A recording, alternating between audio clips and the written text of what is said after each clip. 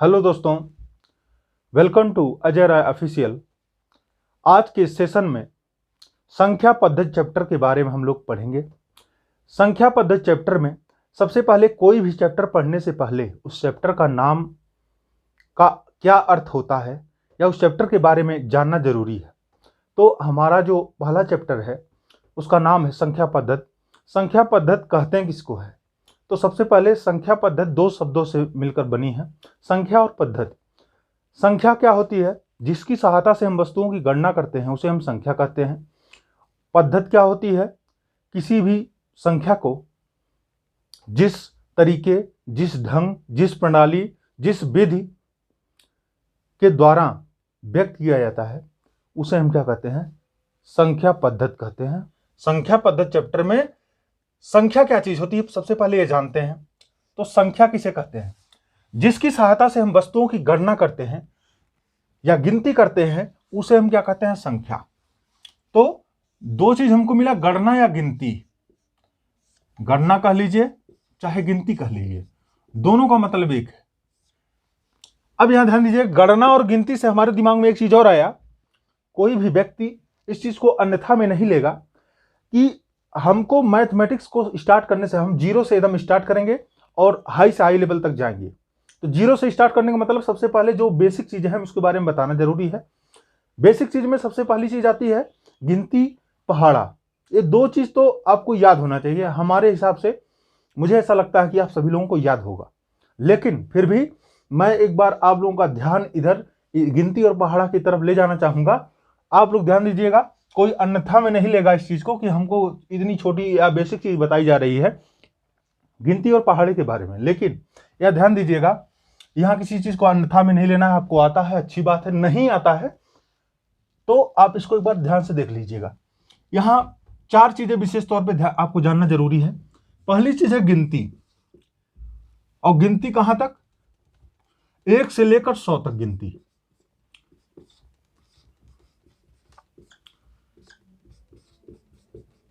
एक से लेकर 100 तक गिनती आपको याद होनी चाहिए। दूसरी चीज आती है 1 से लेकर के 20 तक का पहाड़ा। कम से कम आपको इतना याद होना चाहिए, 1 से 20 तक पहाड़ा याद होना चाहिए। इससे अधिक आपको 30 तक, 40 तक, 50 तक याद हो, बहुत अच्छी बात है। तीसरी चीज आती है 1 से लेकर 30 तक आपको वर्ग, संख्याओं का वर्ग याद होना चाहिए। और चौथी चीज आना चाहिए 1 से लेकर 30 तक आपको घन यादें होना चाहिए। तो ये चार चीजें हैं जो आपको अगर याद है तो संख्या पद्धति चैप्टर को सॉल्व करने में आपको थोड़ा सा आसानी होगी। तो ये चीज याद होना जरूरी है। आपको याद है तो अच्छी बात है, नहीं याद होगा तो आप याद कर लीजिएगा। ठीक है, आगे चलते हैं। ये तो हो गया बेसिक चीज। अब हम थे कहां पे? संख्या पद्धति चैप्टर के बारे में बता रहे थे। तो हमने क्या बताया? संख्या किसे कहते हैं? जिसकी सहायता से हम वस्तुओं की गणना या गिनती करते हैं उसे हम कहते हैं संख्या। पद्धति किसे कहते हैं? तो पद्धति का पहले अन्य नाम भी जान लीजिए। पद्धति का अन्य नाम है प्रणाली, ढंग, शैली, विधि, तरीका या किसी काम को करने का विशिष्ट प्रकार। किसी काम को करने का विशिष्ट प्रकार, यह हो गया पद्धति का अन्य नाम। इतना जो है ये पद्धति का अन्य नाम हो गया। ठीक है, इसका एक नाम और भी है, प्रबंध भी कह सकते हैं। इसके बाद आता है व्यवस्था। इतना नाम है, लेकिन हालांकि यहां संख्या से इसका कोई विशेष मतलब नहीं है। यहां पद्धति का इतने अन्य नाम है या पद्धति का अर्थ इतना चीज है। आप पद्धति को प्रणाली भी कह सकते हैं, ढंग भी कह सकते हैं, शैली भी कह सकते हैं, विधि भी कह सकते हैं, तरीका भी कह सकते हैं, किसी काम को करने का विशिष्ट प्रकार भी कह सकते हैं, प्रबंध भी कह सकते हैं, व्यवस्था भी कह सकते हैं। और सिस्टम इंग्लिश नाम तो आप जानते ही हैं। ठीक है, तो ये पद्धति का अन्य नाम हो गया। आप संख्या के बारे में जान गए। जिसकी सहायता से वस्तुओं की गणना या गिनती करते हैं उसे हम कहते हैं संख्या। पद्धति किसे कहते हैं? पद्धति का मतलब ही होता है प्रणाली, ढंग, शैली, विधि, तरीका, किसी काम करने का विशिष्ट प्रकार, प्रबंध या व्यवस्था। यह हो गया पद्धति का अन्य नाम। अब हम चलते हैं संख्या पद्धति किसे कहते हैं। अर्थात संख्याओं को किसी विधि द्वारा या किसी तरीके द्वारा या किसी विशिष्ट प्रकार द्वारा एक प्रणाली में, एक पद्धति में व्यक्त करना ही क्या कहलाता है? संख्या पद्धति। ठीक है, तो ध्यान दीजिएगा। ये हो गया संख्या और पद्धति के बारे में आप जान गए। अब संख्या किसे कहते हैं इसके बारे में तो आप जान गए कि जिसकी सहायता से, संख्या के बारे में आप जान गए, जिसकी सहायता से वस्तुओं की गणना या गिनती करते हैं, गणना या गिनती करते हैं, उसे हम क्या कहते हैं? संख्या कहते हैं। अब संख्या बनती किससे है? संख्या बनती है अंकों से। अब कहेंगे अंक क्या चीज है? तो अंक जो है, अंक ऐसे चिन्ह है जो संख्याओं के लिखने के काम आते हैं, उसे हम क्या कहते हैं? अंक कहते हैं। अंक या इंग्लिश में इसी को डिजिट बोलते हैं। तो अंक ऐसे चिन्ह है जो संख्याओं को लिखने के काम आते हैं, उसे हम अंक कहते हैं। ठीक है, अब अंक में ध्यान दीजिएगा, अंकों की संख्या कुल है कितनी, अर्थात संख्याओं को व्यक्त करने के लिए कुल कितने अंकों की आवश्यकता होती है। तो संख्याओं को व्यक्त करने के लिए कुल 10 अंकों की आवश्यकता होती है। वह 10 अंक कौन कौन से हैं? 10 अंक, 10 अंक कौन कौन से हैं? 0 to 9, या इसी को कह सकते हैं 0, 1, 2, 3, 4, 5, 6, 7, 8 और 9। ये हो गया 10 अंक। अर्थात ब्रह्मांड में जितनी भी संख्याएं बनती हैं, इन्हीं 10 अंकों की सहायता से बनती हैं। वो अंक कौन कौन से हैं? 0 to 9, अर्थात 0 से लेकर के 9 तक कुल कितने अंक हैं? 10 अंक। ये हो गया क्लियर। अब यहां पर संख्या के बारे में आप जान गए। संख्या बनती किससे है? अंकों से बनती है। वो अंक कौन कौन से? 10 अंक हैं। 10 अंक कौन? 0 to 9, और 0 to 9 का मतलब होता है 0, 1, 2, 3, 4, 5, 6, 7, 8, 9। ये क्लियर हो गया। अब आगे हम चलते हैं। 10 अंक से एक चीज और दिमाग में आया। 10 अंक, तो एक पद्धति के बारे में कभी कभी पूछ लेता है एग्जाम में, दार्शनिक पद्धति क्या चीज है? दार्शनिक पद्धति, दार्शनिक पद्धति क्या चीज होता है?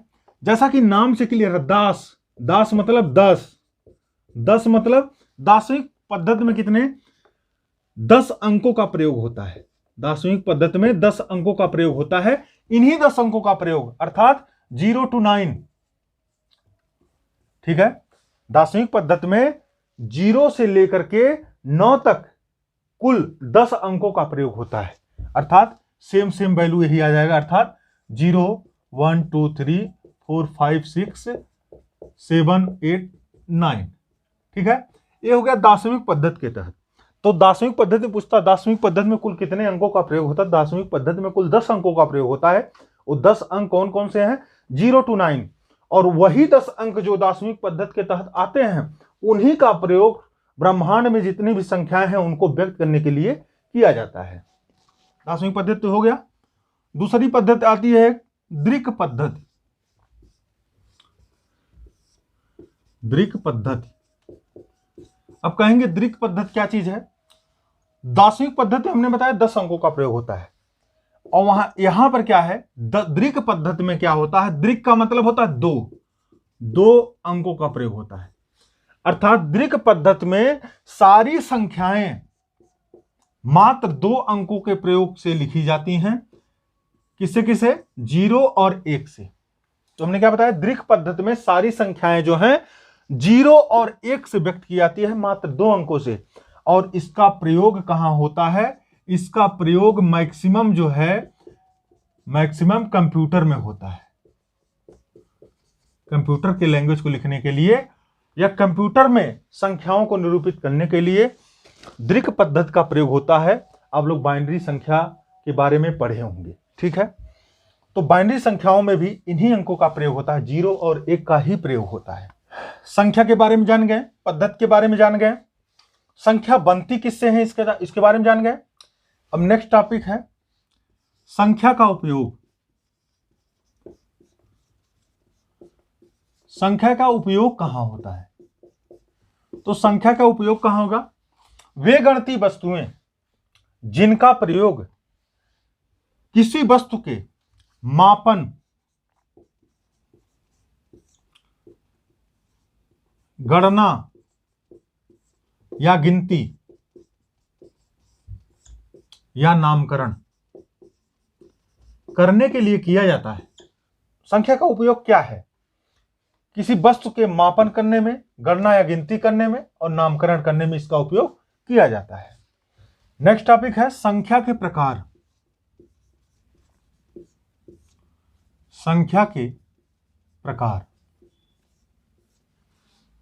तो ध्यान दीजिए, चर संख्या मतलब होता है जिसका मान अस्थिर होता है, अस्थिर होता है, उसे हम क्या कहते हैं? चर संख्या कहते हैं। जिसका मान अस्थिर होता है उसको हम चर संख्या कहते हैं, और जिसका मान स्थिर होता है उसे हम क्या कहते हैं? अचर संख्या कहते हैं। एज एग्जाम्पल के तौर पे अगर देखेंगे तो चर संख्या क्या है? ए बी सी डी, इस प्रकार से कहां तक? जेड तक आप कह सकते हैं। या अगर हिंदी वर्णमाला दे देता है, अंग्रेजी वर्णमाला के जितने अक्षर क्या हैं वो सभी क्या हैं? चर संख्या हैं। हिंदी वर्णमाला का भी जितने भी अक्षर हैं सब क्या हैं? चर संख्या है। तो ध्यान दीजिएगा, इसको हम डॉट डॉट कहां तक? ज्ञान तक कह सकते हैं इस प्रकार से। लेकिन इसका प्रयोग यहां वर्तमान समय में बहुत कम होता है। बहुत कम क्या? न के बराबर होता है। जो भी चर संख्याओं का प्रयोग होगा, A B C D E F G H, इस प्रकार से जड़ तक का प्रयोग होता है। या इसी को हम कैपिटल में कह सकते हैं, कैपिटल लेटर में या स्मॉल लेटर में, किसी में भी यूज होगा, लेकिन ज्यादातर अंग्रेजी वर्णमाला का ही प्रयोग होता है। इसलिए आप हिंदी वर्णमाला को दिमाग में न बैठाइए, वही सही है, लेकिन फिर भी आप जानकारी के तौर पर इसको ध्यान में रखिएगा। जितने भी वर्णमाला के अक्षर हैं वह क्या हैं? चर संख्या के तहत आते हैं। तो ध्यान दीजिएगा, चर संख्या तो क्लियर हो गया। अब हम आते हैं इसमें अचर संख्या। अचर संख्या का एग्जाम्पल देखेंगे। अचर संख्याओं में जितनी भी संख्याएं आती हैं जिसका मान फिक्स होता है वो सारी क्या हैं? अचर संख्याएं होती हैं। जैसे एग्जाम्पल के तौर पे 1 2 3 4 5 डॉट डॉट डॉट कहां तक? इनफाइनाइट तक।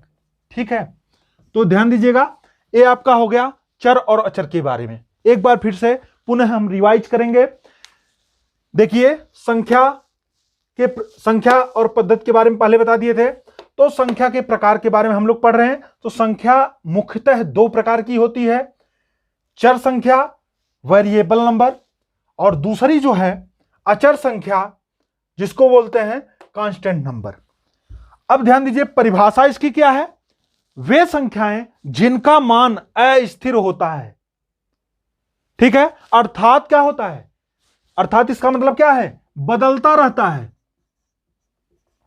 समय समय पर बदलता रहता है। चर नाम से ही क्लियर, चर मीन्स चरना या विचरण करना। ठीक है, तो ध्यान दीजिएगा, चर मीन्स होता है चरना, मतलब अस्थिर रहना या बदलते रहना। ध्यान दीजिएगा, सिंपल लैंग्वेज में हो गया। दूसरा, इसका मान क्या होता है? स्थिर होता है, कांस्टेंट वैल्यू है। ठीक है ना, तो यह कहने का मतलब स्थिर मान होता है। अचर संख्या जिसका मान स्थिर होता है उसे हम क्या कहते हैं? अचर संख्या कहते हैं या कांस्टेंट नंबर बोलते हैं। नेक्स्ट टॉपिक हमारा है संख्या परिवार।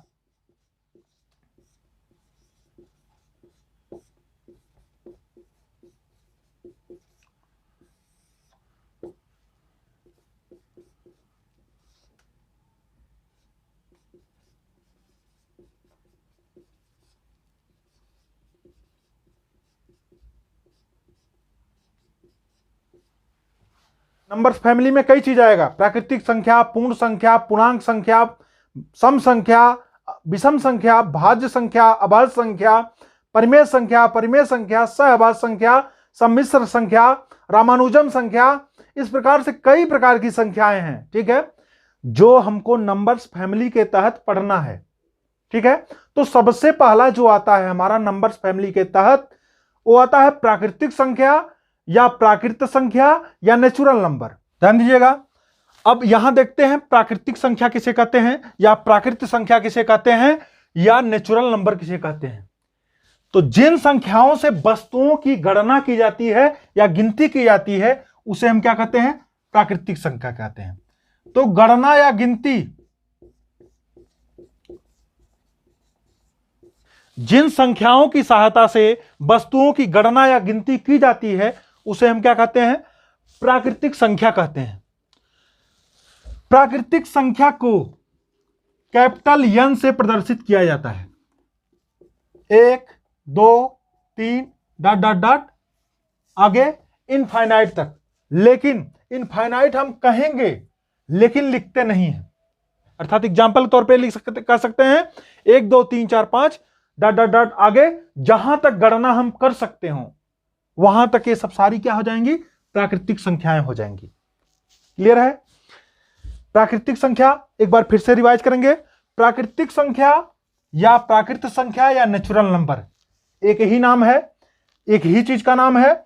अब इसकी परिभाषा क्या है, प्राकृतिक संख्या वे संख्याएं जिसकी सहायता से वस्तुओं की गणना की जाती है, या वे संख्याएं जिन्हें वस्तुओं की गणना करने के लिए या गिनती करने के लिए प्रयोग किया जाता है उसे हम प्राकृतिक संख्या कहते हैं। प्राकृतिक संख्या को कैपिटल एन से प्रदर्शित करते हैं। एग्जाम्पल के तौर पे यहां प्राकृतिक संख्या को कैपिटल एन से प्रदर्शित करते हैं। कैपिटल एन बराबर हम लिख सकते हैं क्या, एग्जाम्पल के तौर पे 1 2 3 4 5 आगे डॉट डॉट डॉट आगे, जहां तक हम गणना कर सकते हैं। यह हो गई प्राकृतिक संख्या या प्राकृत संख्या या नेचुरल नंबर की परिभाषा। लेकिन ध्यान दीजिएगा, एक क्वेश्चन बहुत एग्जाम में पूछा जाता है, एक चीज और ध्यान दीजिएगा कि प्राकृतिक संख्या का सिद्धांत किसने दिया था। तो प्राकृतिक संख्या का सिद्धांत देखिए, पास प्रा का यूज हो रहा है, प्राकृतिक संख्या में प्रा का यूज हो रहा है। पा से होता है पाइनोज।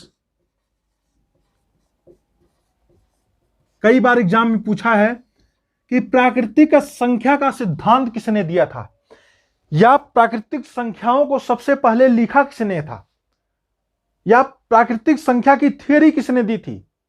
तो प्राकृतिक संख्या की थ्योरी देने वाले कौन थे, पाइनोज थे।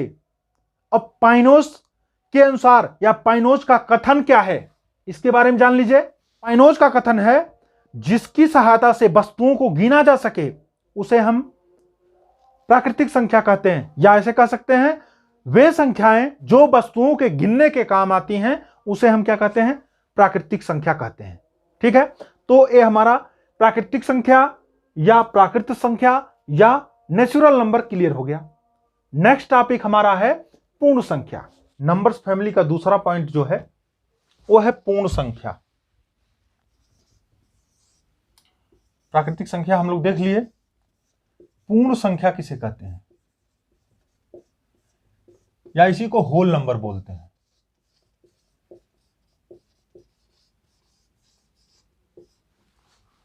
पूर्ण संख्या किसे कहते हैं, तो प्राकृतिक संख्या के परिवार में अगर जीरो को शामिल कर दिया जाता है तो हो जाता है पूर्ण संख्या।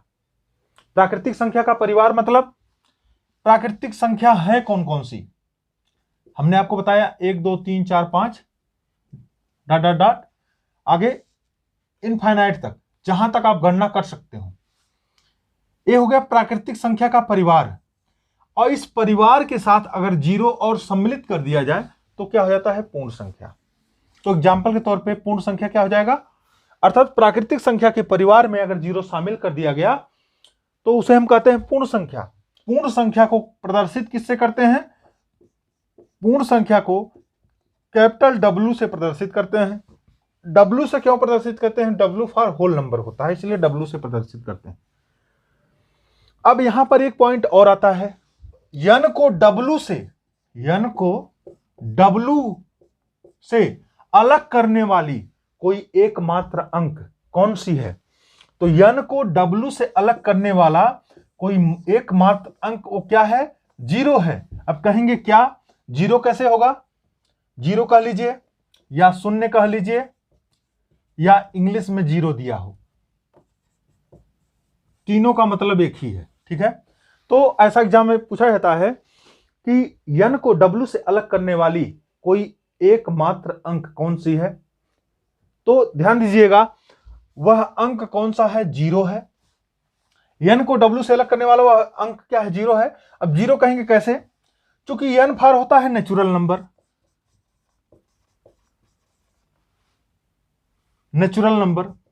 और w फॉर होता है होल नंबर। ठीक है, तो ध्यान दीजिएगा n फॉर होता है नेचुरल नंबर, w फॉर होता है होल नंबर। नेचुरल नंबर में हमने आपको बताया क्या होता है, 1 2 3 4 5 6 7 8 9, और नेचुरल नंबर में क्या होता है 1 2 3 4 5 डॉट डॉट डॉट इनफाइनाइट तक, और होल नंबर में क्या होता है 0 1 2 3 4 5 डॉट डॉट डॉट इनफाइनाइट तक।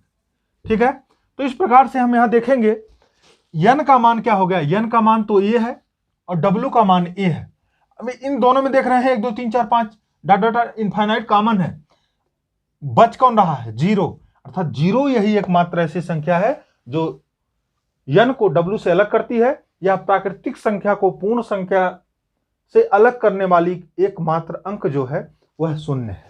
दशमलव वाली संख्या, भिन्न वाली संख्या और करणीय वाली संख्याएं, ये तीनों जो हैं न तो प्राकृतिक संख्या होती है ना ही पूर्ण संख्या होती है। ठीक है, ध्यान दीजिएगा रिमार्क में, दशमलव वाली संख्या,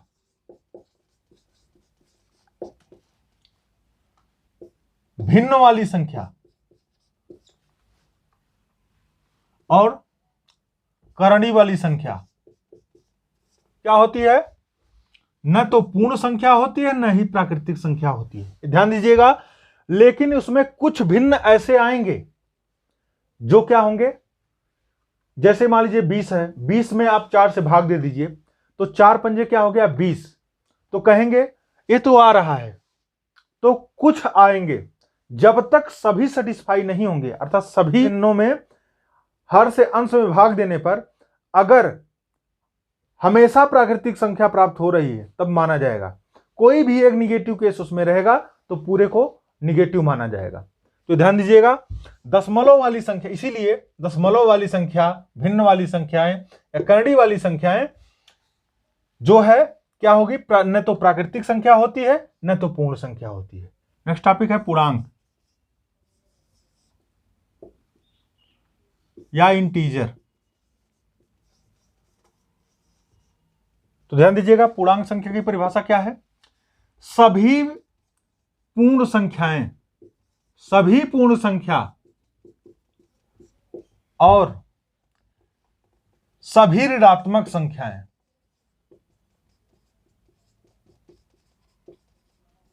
पूर्णांक कहलाती हैं।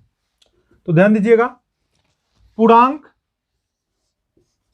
के खोजकर्ता कौन थे, तो ध्यान दीजिएगा पूर्णांक के खोजकर्ता थे जर्मन गणितज्ञ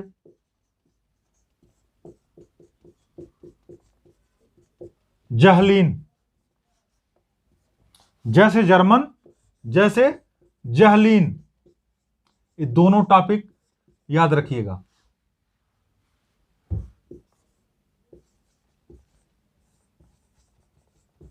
ठीक है, तो ध्यान दीजिएगा पूर्णांक किसे कहते हैं, सभी पूर्ण संख्याएं, सभी ऋणात्मक संख्याएं क्या कहलाती हैं, पूर्णांक संख्या कहलाती हैं। पूर्णांक संख्या को किससे प्रदर्शित करते हैं यह देख लीजिए, तो पूर्णांक संख्या को कैपिटल जेड से प्रदर्शित करते हैं।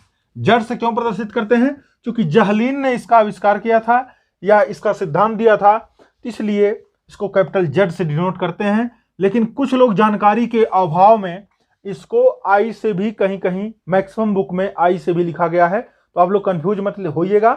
यहां विशेष तौर पे ध्यान दीजिएगा, जो सर्टिफाइड बुक हैं उसमें जो है एक पूर्णांक का को डिनोट जो करते हैं वो क्या है, जेड है।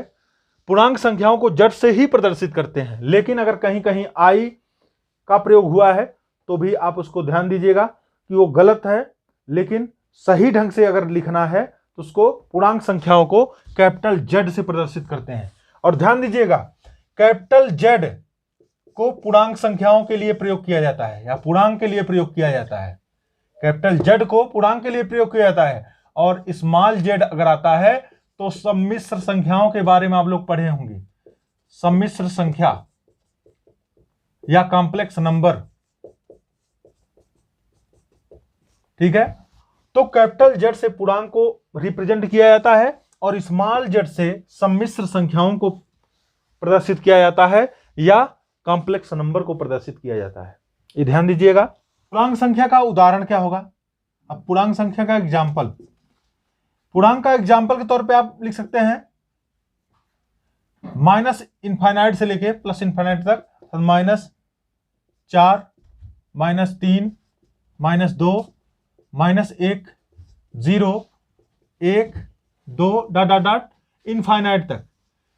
अर्थात हम ऐसे कह सकते हैं कि माइनस इनफाइनाइट से प्लस इनफाइनाइट तक। अब इसी से आपका पूर्णांक से एक चीज और टॉपिक आता है, संख्या रेखा। पूछ लेता है कभी कभी एग्जाम में, संख्या रेखा क्या चीज है? संख्या रेखा, संख्या रेखा किसे कहते हैं? तो इन्हीं पूर्णांक संख्याओं को एक रेखा पर प्रदर्शित करना ही संख्या रेखा कहलाता है। अर्थात क्या है,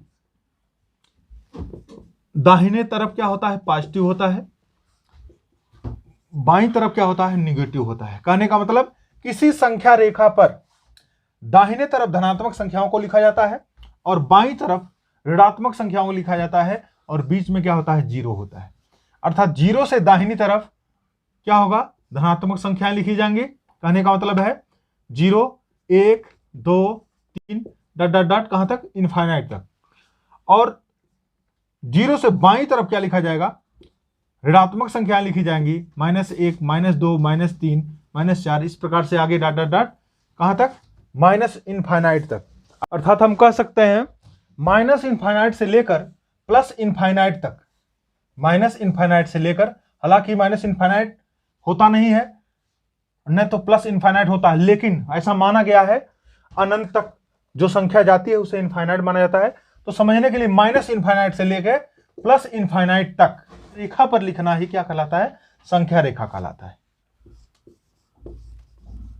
रिमार्क में कुछ चीजें समझ लीजिए या नोट में करके लिख लीजिए। दशमलव संख्याएं और भिन्न वाली संख्याएं न तो प्राकृतिक होती हैं, न तो पूर्ण होती हैं, ना ही पूर्णांक होती हैं। ध्यान दीजिएगा, यहां पर कुछ ऐसी संख्याएं होंगी जो क्या होंगी? संख्या जो है प्राकृतिक संख्या प्राप्त हो जाएगी, भाग देंगे तो प्रकृति से 20 में अगर 5 से भाग देंगे तो 4 प्राप्त हो गया। तो ऐसा नहीं है, उसमें क्या है? सभी संख्या का प्राप्त होना जरूरी है। जब एक भी कोई निगेटिव केस आ गया तो इसका मतलब उसको सबको निगेटिव मान लिया जाएगा। इस प्रकार से यहां कह सकते हैं कि जितनी भी दशमलव संख्याएं हैं और जितनी भी भिन्न संख्या, भिन्न वाली संख्या है या जितने भी भिन्न हैं, ये दोनों क्या हैं? न तो क्या होते हैं? न तो प्राकृतिक होते हैं, न ही पूर्ण होते हैं और न ही पूर्णांक होते हैं। ये बहुत बार एग्जाम में पूछा गया है, ध्यान दीजिएगा। विशेष तौर पे दशमलव संख्या और भिन्न न तो प्राकृतिक होता है, न तो प्राकृतिक संख्या होती है, न तो पूर्ण होती है, न ही पूर्णांक होती हैं। एग्जाम्पल के तौर पे जैसे दे दिया 0.25, ये पूछ ले क्या है? ये पूर्ण है या प्राकृतिक है या पूर्णांक है? तो ये न तो पूर्ण है, न तो प्राकृतिक है, न तो पूर्णांक है। ध्यान दीजिएगा, इनमें से कोई नहीं है। 3/7 दे दिया, पूछ लिया क्या यह पूर्णांक है या पूर्ण है? ठीक है, तो ध्यान दीजिएगा, यह भी न तो पूर्ण होगा, न तो प्राकृतिक होगा, न तो पूर्णांक होगा। तो इस प्रकार से कोई भी एग्जाम्पल दे दिया, 20/3 दे दिया, तो ये भी न तो प्राकृतिक है, न तो पूर्ण है, न तो पूर्णांक है। तो ये विशेष तौर पे ध्यान दीजिएगा। कई बार एग्जाम में पूछा गया है, तीसरा पॉइंट ध्यान दीजिएगा, जीरो क्या है? तो ध्यान दीजिएगा, जीरो एक पूर्ण संख्या है और पूर्णांक संख्या भी है। दोनों चीज ध्यान दीजिएगा, पूर्णांक दिया हो तब भी सही है, पूर्ण दिया हो तब भी सही है। तो जीरो एक पूर्ण संख्या है या तो पूर्णांक संख्या है, दोनों आप लिख सकते हैं। अब आता है धन पूर्णांक। धन पूर्णांक किसे कहते हैं? तो सभी प्राकृतिक संख्याएं धन पूर्णांक होती हैं, जैसे 1 2 3 4 5 डॉट डॉट डॉट इनफाइनाइट तक। ये सभी प्राकृतिक संख्याएं धन पूर्णांक होती हैं और धन पूर्णांक को Z plus, capital Z plus या कहीं कहीं I प्लस भी देता है, तो दोनों चीज आप ध्यान दीजिएगा, लेकिन व्यक्त करते हैं हमेशा Z प्लस पे ही, लेकिन कहीं कहीं I देगा तो आप कंफ्यूज में, दोनों चीज याद रखिएगा I प्लस, अर्थात ये क्या हो जाएगा बराबर के 1 2 3 4 5 डॉट डॉट डॉट इनफाइनाइट तक। ठीक है, ये हो गया धन पूर्णांक। सभी धनात्मक संख्याएं धन पूर्णांक होती हैं या सभी प्राकृतिक संख्याएं धन पूर्णांक है। ठीक है, ऋण पूर्णांक क्या होता है?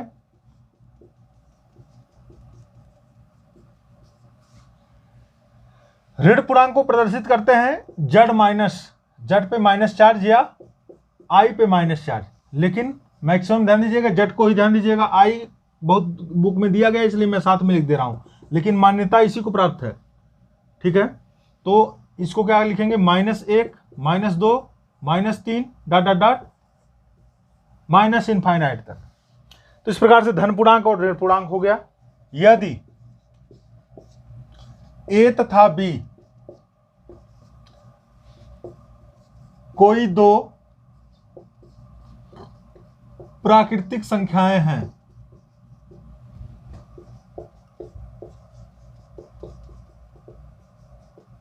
तो नंबर 1 पूछता है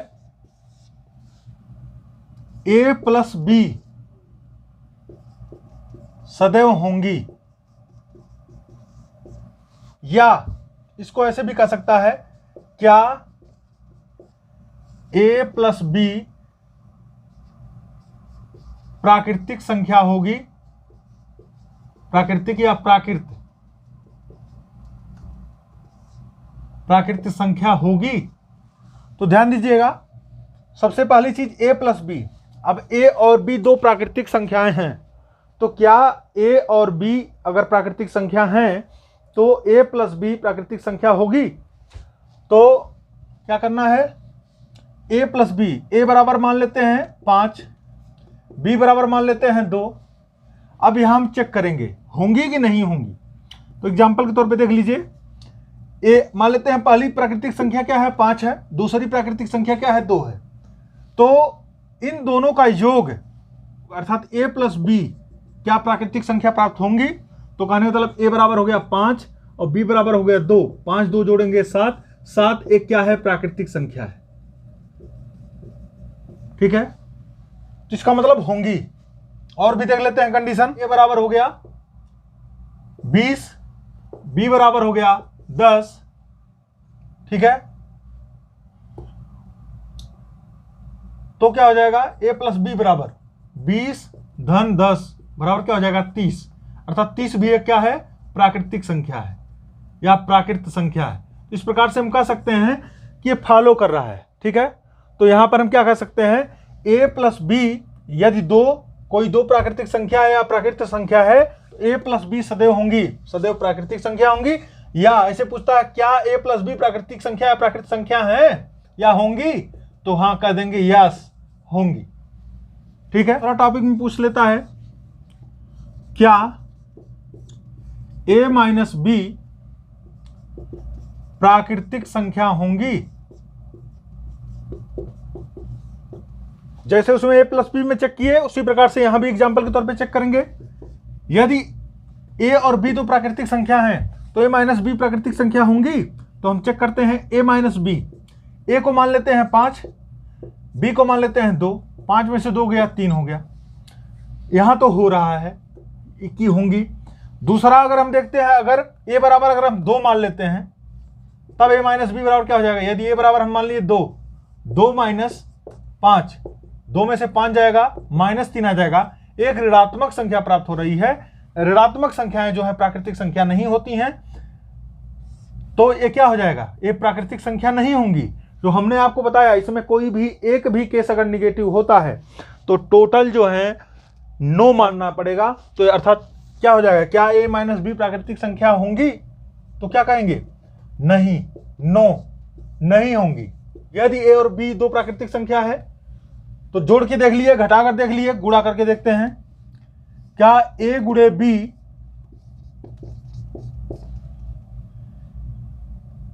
प्राकृतिक संख्या होगी? प्राकृतिक संख्या होगी। तो उसके लिए भी एग्जाम्पल के तौर पे हम चेक करेंगे। यदि ए बराबर मान लेते हैं 2 और बी बराबर मान लेते हैं 3, तो ए गुणे बी क्या हो जाएगा? 2 गुणे 3, 2 3 हो गया 6, अर्थात यह एक प्राकृतिक संख्या प्राप्त हो रही है। इसका मतलब होंगी। बड़ा छोटा करके भी देख लेते हैं। यदि ए इक्वल टू हो गया 5 और बी इक्वल टू हो गया 8, तो a into b equal to क्या हो जाएगा? 5 इंटू 8 क्या हो जाएगा? 40। तो यहां पर भी एक प्राकृतिक संख्या ही प्राप्त हो रही है। इस प्रकार से हम कह सकते हैं यदि a और b कोई दो प्राकृतिक संख्या है या प्राकृतिक संख्या है तो a इंटू बी एक प्राकृतिक संख्या होगी, अर्थात इसको हम क्या मारेंगे? यस। क्या a भागा b, या ऐसे भी दे सकता है a डिवाइडेड बाई b, दोनों कंडीशन में दे सकता है। तो पूछ ले क्या ये दो, यदि a और b कोई दो प्राकृतिक संख्याएं हैं तो क्या a बटे b या a भागा b प्राकृतिक संख्या या प्राकृत संख्या होंगी? तो चेक करते हैं। तो यहां पर देखेंगे, अगर सपोज दैट 4 में हम 2 से क्या करें? भाग दें, तो क्या हो जाएगा? 2 आएगा। तो 2 तो एक प्राकृतिक संख्या है, लेकिन यहां यह देखना है क्या सभी संख्याओं में भाग देने पर ऐसा प्राप्त हो रहा है। अगर हम 7 में 3 से भाग दें तो क्या भाग जा रही है? नहीं जा रही है। इस प्रकार से हमने आपको बताया, अगर एक भी केस यहां निगेटिव आता है तो हम कह सकते हैं कि यह कंडीशन फॉलो नहीं होगा, अर्थात क्या हो जाएगा? नो। कहने का मतलब यदि ए और बी कोई दो प्राकृतिक संख्या है और ए में बी से भाग देते हैं तो क्या होगा? हमेशा जो है प्राकृतिक संख्या नहीं प्राप्त हो रहा है। तो हमने आपको बताया कोई एक भी केस अगर निगेटिव प्राप्त होता है तो हम कह सकते हैं कि यह प्राकृतिक संख्या क्या होगी? नहीं होंगी, तो नो हो जाएगा। पांचवा पूछता है इसी में कभी कभी, a to the power b, क्या a to the power b एक प्राकृतिक संख्या होगी? प्राकृतिक संख्या या प्राकृत संख्या होगी? तो यहां इसको भी हम चेक करेंगे, ध्यान दीजिएगा। यदि a इक्वल टू हम मान लें 2, b इक्वल टू मान लेते हैं 3, तो 2 ही प्राकृतिक है, 3 भी प्राकृतिक है। तो यहां कंडीशन क्या है? यदि a तथा b कोई दो प्राकृतिक संख्याएं हों तो क्या a और b जो है a to the power b एक प्राकृतिक संख्या या प्राकृतिक संख्या होगी? तो चेक करते हैं। एग्जांपल के तौर पे a इक्वल टू 2 मान लेते हैं, b इक्वल टू 3 मान लेते हैं। तो यहां पर हम देखेंगे a to the power b equal to क्या हो जाएगा? a का मान है 2 और b का मान है 3। 2 पे 3 घात मतलब 2 का हम कितनी बार गुणा करेंगे? 3 बार। 2 गुणे 2 गुणे 2, 2 दूनी 4 दूनी 8, अर्थात 8 एक प्राकृतिक संख्या प्राप्त हो रही है। तो इस प्रकार से हम कह सकते हैं कि यदि a और b कोई दो प्राकृतिक संख्याएं हैं तो क्या a to the power b एक प्राकृतिक संख्या होंगी? तो यह कंडीशन क्या कर रहा है? फॉलो कर रहा है। यहां पे एक प्राकृतिक संख्या प्राप्त हो रही है, तो हम कह सकते हैं यस।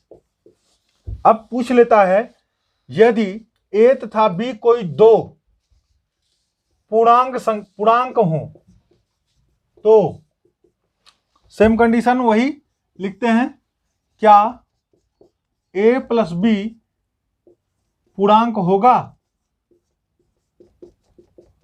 दूसरा चीज, क्या a माइनस b पूर्णांक होगा? तीसरा, क्या a गुणे b पूर्णांक होगा? चौथा कंडीशन है सेम कंडीशन जो प्राकृतिक संख्या में था, क्या a बटे b या a भागा b पूर्णांक होगा?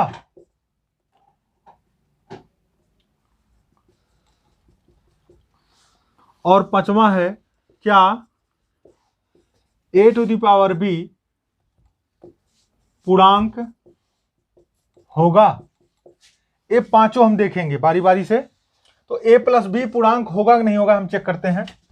Suppose that a equal to 5, b equal to -3, पहले काम देख रहे हैं, a equal to 5, b equal to -3, तो a plus b equal to क्या हो जाए, a का मान क्या है 5 है, b का मान -3 है, तो 5 ब्रैकेट में -3 हो गया, इक्वल टू क्या आ जाएगा 5 - 3 बराबर क्या हो गया 2। तो 2 एक क्या प्राप्त हो रहा है, पूर्णांक संख्या प्राप्त हो रहा है।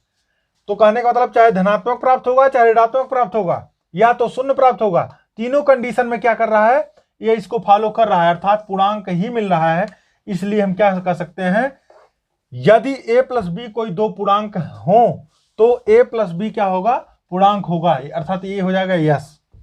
दूसरा देखेंगे a माइनस बी के कंडीशन में, a माइनस बी के कंडीशन में वही चीज, जैसे a इक्वल टू हम मान लेते हैं 5 और b इक्वल टू कर लेते हैं मान लीजिए 2 या -2 कर लीजिए, तो a minus b equal to क्या हो जाएगा 5 माइनस ब्रैकेट में -2, तो 5 माइनस माइनस क्या हो जाएगा, प्लस हो जाएगा, 5 + 2 बराबर क्या हो गया 7।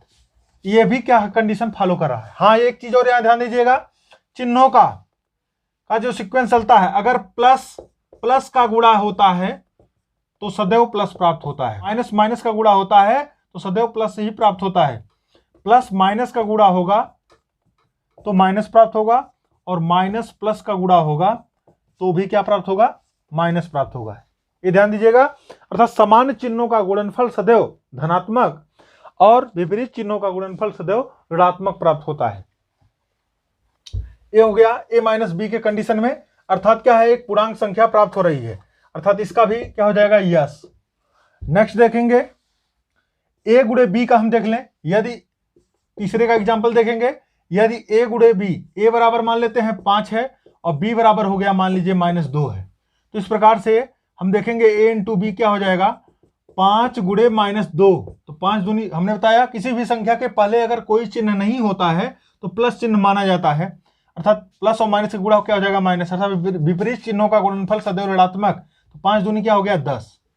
10 क्या है, एक पूर्णांक प्राप्त हो रही है। हमने क्या बताया है पूर्णांक की परिभाषा, सभी धनात्मक संख्या और सभी ऋणात्मक संख्याएं पूर्णांक होती है, ऋणात्मक संख्या है, अर्थात इसको फॉलो करा, अर्थात क्या हो जाएगा, ये भी यस हो जाएगा। अगला देखेंगे a divided by b, a equal to अगर मान लेते हैं एग्जाम्पल के तौर पे तीसरे का, a बराबर मान लेते हैं 5 और b बराबर मान लेते हैं -2, तो यहां पर अगर देखेंगे क्या हो जाएगा 5 बटे -2, a बटे b बराबर 5 बटे -2, अर्थात ये भाग जाएगा नहीं, और जाएगा भी तो माइनस में आएगा, दशमलव में आएगा। हमने आपको पहले ही बता दिया दशमलव वाली संख्याएं जो होती हैं न तो प्राकृतिक होती हैं, न तो पूर्ण होती हैं, न ही पूर्णांक होती हैं, अर्थात ये फॉलो नहीं कर रहा है, इसलिए क्या हो जाएगा ये नो, अर्थात a भागा, यदि a और b दो पूर्णांक संख्याएं हों तो a बटे b या a भागा b क्या हो जाएगा, पूर्णांक सदैव प्राप्त नहीं होगा। ठीक है, कभी ऐसा हो सकता है प्राप्त हो जाए, लेकिन हमने एक भी केस निगेटिव आया इसका मतलब टोटल को निगेटिव मानते हैं। और इसी प्रकार से इसको देख लेंगे लास्ट वाला, यदि a इक्वल टू दे दिया 5 और b इक्वल टू दे दिया -2, तो इस प्रकार से अगर हम देखें a to the power b का मान, तो a to the power b का मतलब हो गया 5 के घाते -2, अर्थात 5 के घाते -2 का मतलब हो गया 1/5 या 1/25। हमने आपको पहले ही बताया भिन्न वाली संख्याएं जो होती हैं, भिन्न वाली संख्याएं और दशमलव वाली संख्याएं न तो प्राकृतिक होती हैं, न पूर्ण होती हैं और न ही पूर्णांक होती हैं, तो इसलिए यह नहीं होगा, अर्थात ये भी क्या हो जाएगा, नो हो जाएगा। अगर कहीं 0/0 दिया हो तो कुछ लोग क्या करते हैं, 0 करके 1 लिख देते हैं, लेकिन यह क्या है, गलत है। ध्यान दीजिएगा, 0 में अगर हम 0 से भाग देते हैं तो इसका मान अनिर्धार्य है,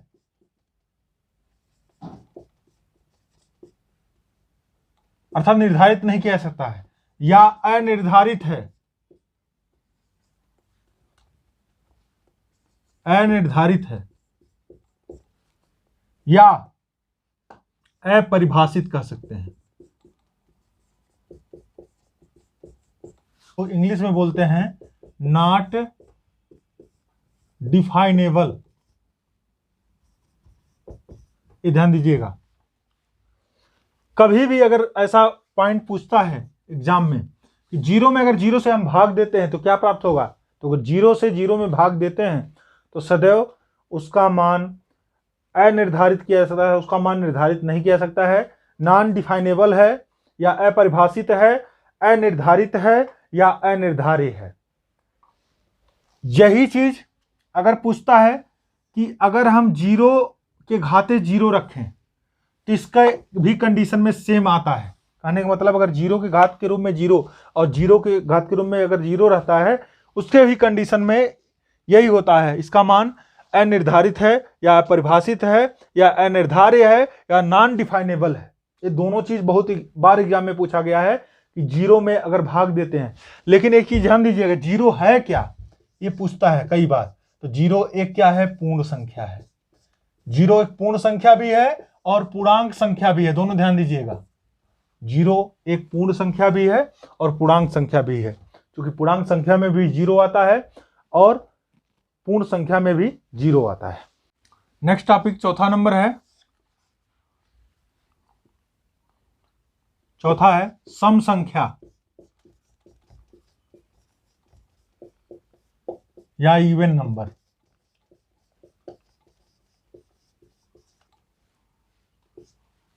वे संख्याएं जो दो से भाग देने पर पूरा पूरा विभाजित हो जाती हैं उसे हम क्या कहते हैं, सम संख्या। या वे संख्याएं जो दो से पूर्णतः विभाज्य हों, जैसे एग्जाम्पल के तौर पे 2, 4, 6, 8 डॉट डॉट। अगला क्या है, विषम संख्या भी पूछ लेता है। विषम संख्या किसे कहते हैं, इसको ऑड नंबर बोलते हैं, इसी का सेम अपोजिट है। सम संख्या का सेम अपोजिट विषम है। सम संख्या में क्या था, जिसमें दो से भाग देने पर संख्या पूरी पूरी विभाजित हो जाती है वह सम संख्या होती है, और जिसमें दो से भाग देने पर पूरा पूरा विभाजित नहीं होती है वह विषम होती है, जैसे 1, 3, 5, 7, 9 डॉट डॉट डॉट इनफाइनाइट तक। ठीक है, तो हो गया विषम संख्या, सम विषम हो गया। हमारा नेक्स्ट टॉपिक जो है अभाज्य संख्या है। अभाज्य संख्याओं को हम रूट संख्याओं के नाम से भी जानते हैं, इंग्लिश में इसको प्राइम नंबर के नाम से जानते हैं। ठीक है, तो आइए देखते हैं अभाज्य संख्या, रूट संख्या या प्राइम नंबर। अभाज्य संख्या किसे कहते हैं, वे संख्याएं जो एक और स्वयं के अलावा अदर किसी संख्या से विभाजित नहीं होती हैं उसे हम कहते हैं अभाज्य संख्या। अभाज्य संख्या का मतलब वे संख्याएं जो एक और स्वयं के अलावा अदर किसी संख्या से विभाजित नहीं होती हैं उसे हम कहते हैं अभाज्य संख्या।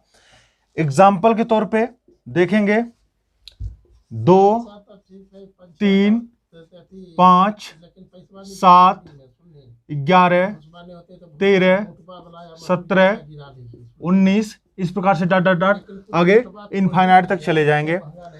तो अभाज्य संख्या किसे कहते हैं, वे संख्याएं जो एक और स्वयं के अलावा अदर किसी संख्या से विभाजित नहीं होती हैं वह होती हैं अभाज्य संख्या या ऋण संख्या, या इसी को हम बोलते हैं प्राइम नंबर।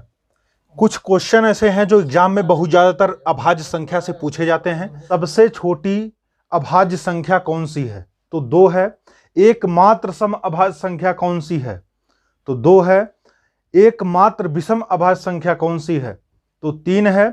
1 से 25 तक कितनी अभाज्य संख्याएं हैं, तो 9 हैं। 1 से 50 तक कितनी अभाज्य संख्याएं हैं, 15 हैं। और 1 से 100 तक कितनी अभाज्य संख्याएं हैं, 25 हैं। तो ये क्वेश्चन सबसे ज्यादा अभाज्य संख्या के बारे में एग्जाम में पूछा जाता है। तो यहां ध्यान दीजिएगा, सबसे पहला क्वेश्चन जो बनता है 2 पे बनता है। पहला पूछता है सबसे छोटी अभाज्य संख्या, सबसे छोटी अभाज्य संख्या कौन सी है, तो क्या है, 2 है। दूसरा पॉइंट पूछता है सबसे छोटी सम अभाज्य संख्या अगर पूछता है, यह भी क्या है, 2 है। तीसरा पॉइंट पूछता है एकमात्र सम अभाज्य संख्या, ये भी क्या है, 2 है। ध्यान दीजिएगा, दो एकमात्र समअभाज्य संख्या है, दो के अलावा कोई भी अभाज्य संख्या ऐसी नहीं है जो क्या हो, सम हो। तो ध्यान दीजिएगा, एकमात्र समअभाज्य संख्या क्या हो जाएगा, 2 हो जाएगा। अगला पॉइंट है सबसे छोटी विषम अभाज्य संख्या।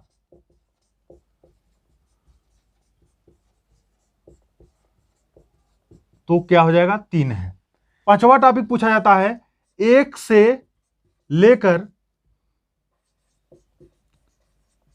100 तक अभाज्य संख्याओं की संख्या। अभाज्य संख्याओं की संख्या कितनी है, 25 होती है। 1 से 100 तक 25 होती है। 1 से लेकर 50 तक कितनी होती है, 1 से लेकर 50 तक अभाज्य संख्याओं की संख्या कितनी होती है, 15 होती है। और 7वां पॉइंट यहां पूछता है 1 से लेकर 25 तक अभाज्य संख्याओं की संख्या कितनी होती है, 9। तो ये टॉपिक जो है अभाज्य संख्या पर सबसे ज्यादा पूछे जाते हैं। और एक पॉइंट और छूट रहा है यहां पे, ध्यान दीजिएगा। 8वां पॉइंट क्या है, पूछता है एक क्या है, एक भाज्य है कि अभाज्य है। तो ध्यान दीजिएगा, एक न तो अभाज्य संख्या है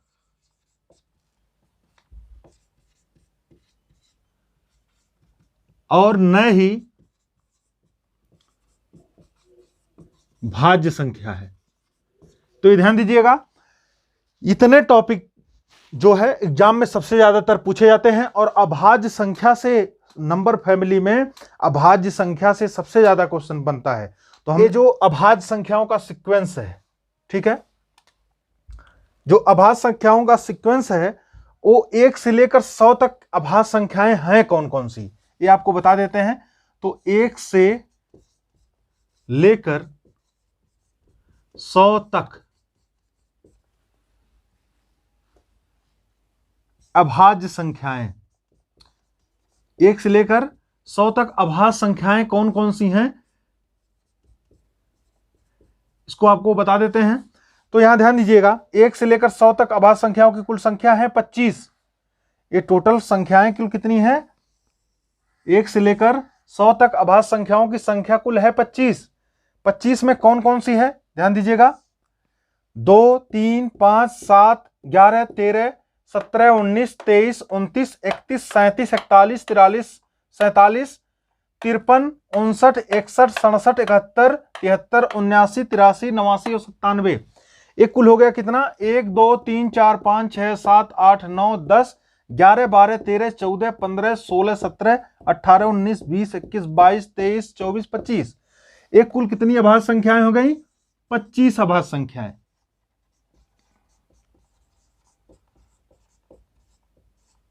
ठीक है, तो ध्यान दीजिएगा, हमने क्या बताया आपको, 1 से लेकर 100 तक अभाज्य संख्याओं की संख्या कुल 25 हो गई। 25 तो आप देख लिए। अब नेक्स्ट देख लेते हैं 1 से 50 तक 15 हैं कि नहीं है। तो 1 से 50 तक कहां होगी, यहां तक। यहां तक देखते हैं 50 तक 15 हैं कि नहीं। 1 से 50 तक कुल 15 अभाज्य संख्याएं हैं कि नहीं, तो गिनते हैं, 1, 2, 3, 4, 5, 6, 7, 8, 9, 10, 11, 12, 13, 14, 15 है। तो इसके बाद अगर पूछता है कि 50 से लेकर 100 तक की कुल कितनी अभाज्य संख्याएं हैं, तो 50 से लेकर 100 तक कुल कितनी अभाज्य संख्या हो जाएंगी, 10। अगर बाय द वे कभी पूछ लेता है ऐसा तो आप इसको भी लिख सकते हैं पॉइंट में। 50 से लेकर 100 तक की कितनी अभाज्य संख्या है, तो कुल कितनी है, 10 है। 1, 2, 3, 4, 5, 6, 7, 8, 9, 10। और 1 से 25 तक पूछता कुल कितनी अभाज्य संख्या है, तो 25 तक अभाज्य संख्या यहां तक होंगी, 1, 2, 3, 4, 5, 6, 7, 8, 9। तो ये चीज आप इसके सामने अगर लिखना चाहेंगे, 1 से 100 तक कुल अभाज्य संख्याएं 25 है, तो इसको टोटल लिख लीजिएगा। 1 से 50 तक कुल अभाज्य संख्याओं की संख्या 15 है, तो यहां तक लिख लीजिएगा। और 1 से लेकर 25 तक अभाज्य संख्याओं की कुल संख्या 9 है, तो यहां तक लिख लीजिएगा। ये चीज उसके आगे आप लिख सकते हैं याद करने के लिए। ये तो हो गया अभाज्य संख्या। नेक्स्ट टॉपिक हमारा है भाज्य संख्या। या यौगिक संख्या या संयुक्त संख्या या कंपोजिट नंबर। तो वे संख्याएं जो एक और स्वयं के अलावा अदर संख्याओं से भी विभाजित हो जाती हैं उसे हम कहते हैं भाज्य संख्या या यौगिक संख्या या संयुक्त संख्या या कंपोजिट नंबर। भाज्य संख्या हमने बताया वे संख्याएं जो एक और स्वयं के अलावा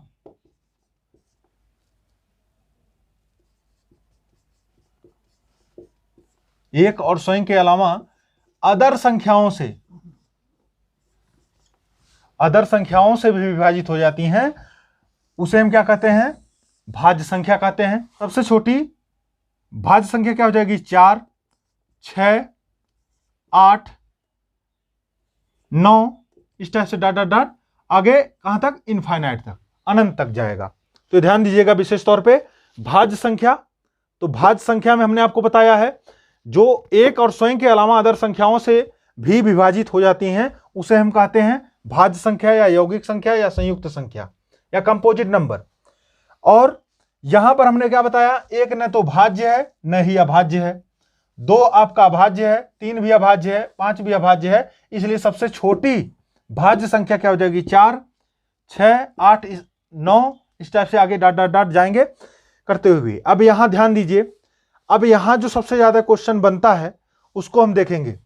तो रिमार्क में कुछ पॉइंट हैं उसको देखिए।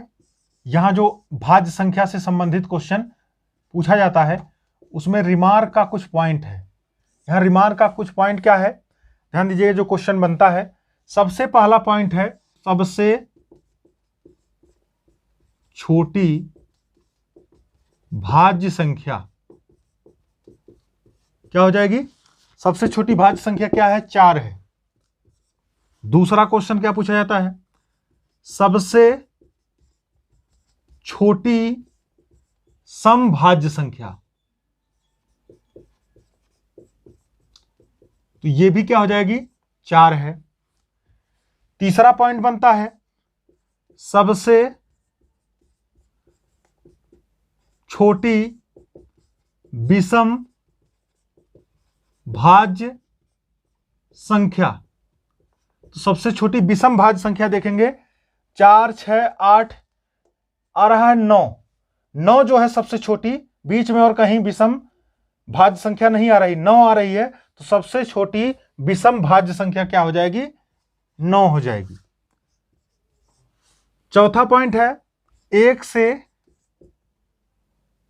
100 तक भाज्य संख्याओं की कुल संख्या कितनी होगी, भाज्य संख्याओं की संख्या, ध्यान दीजिएगा। 1 से 50 तक भाज्य संख्याओं की कुल संख्या, आगे ही लिख डॉट डॉट मार देंगे।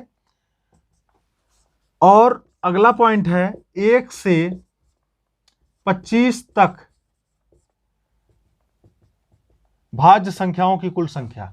1 से लेकर 100 तक भाज्य संख्याओं की कुल संख्या कितनी है, 74 है। जोड़ घटा के आप देख लीजिएगा, 1 से 100 तक गिनती लिख लीजिएगा। अभी बता देता हूं मैं आपको कि 74 कैसे होगा। 1 से 50 तक भाज्य संख्याओं की संख्या कुल कितनी है, 34 है। 1 से 25 तक भाज्य संख्याओं की कुल संख्या कुल कितनी है, 15 है। ठीक है, तो ये ध्यान दीजिएगा। अब कहेंगे कैसे, ये देख लीजिए, इसको देख लीजिए। 1 से लेकर 100 तक भाज्य संख्याओं की संख्या 74 कैसे है, हमने आपको बताया है 1 से लेकर 100 तक अभाज्य संख्या कितना बताया था आपको, बताया था 25। अब इसके अलावा बच कौन रहा है, यहां देखेंगे। एक जो है न तो भाज्य है न ही अभाज्य है, तो 100 में से अगर हम 25 घटा देंगे तो कितना हो जाएगा, 75। और एक को हमने आपको बताया क्या, न तो भाज्य है न ही अभाज्य है, तो एक को भी हम इसी में से घटा देंगे। इस प्रकार से कुल कितना हो गया, 74। इस प्रकार से 74 भाज्य संख्याएं 1 से 100 तक हो जाएंगी।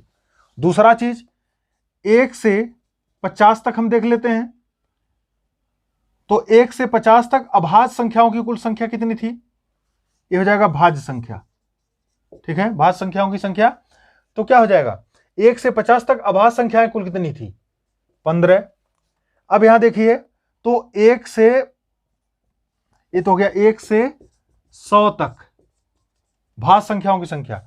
अब यहां अगला पॉइंट है 1 से 50 तक भाज्य संख्याओं की संख्या कुल कितनी हो जाएगी? भाज्य संख्याओं की संख्या कितनी हो जाएगी, इसको देखेंगे। हमने आपको बताया कितना होता है? 34। अब कहेंगे 34 कैसे? देखिए 1 से 50 तक अभाज्य संख्याओं, 1 से 50 तक अभाज्य संख्याओं की कुल संख्या कितनी है? 15 है। अर्थात हम 50 में से 15 घटा देंगे, ठीक है। तो ये 50 में से 15 घटा देंगे तो बचेगा कितना? 35। और एक आपको हमने बताया है, एक न तो भाज्य होता है न ही अभाज्य होता है, इसलिए एक को हम घटा देंगे। इस प्रकार से 1 से 50 तक कुल भाज्य संख्याओं की संख्या कितनी हो जाएगी? 34। इसी प्रकार से 1 से 25 वाला देख लीजिए। 1 से 25 तक अभाज्य संख्या कुल हमने कितना बताया था आपको? 9। तो 1 से 25 तक